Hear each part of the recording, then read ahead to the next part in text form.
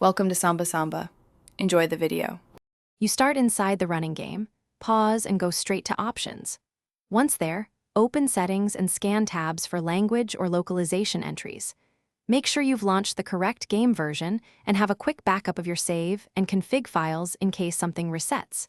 You do this now to avoid lost progress. If the language option isn't visible, quit to desktop and confirm you have the game's full installation or admin rights to edit files. Then return to the next step.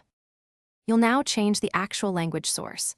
Once in the Install folder, navigate to the localization or text directory where language, INI or XML files live. Make sure the game is closed before editing.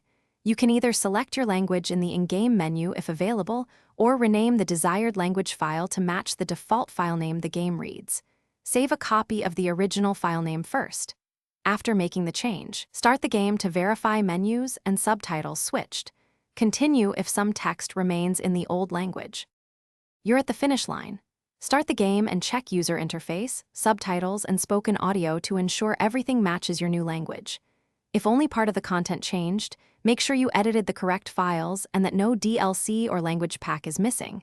Then verify integrity through the provider, Steam/Origin. Once done, adjust keyboard/controller prompts if needed and save settings. If problems persist, restore your backup. Run a file verification and report errors. One troubleshooting tip: delete temporary cache files before retrying to force a fresh language load. Thanks for watching. Consider subscribing if we helped you.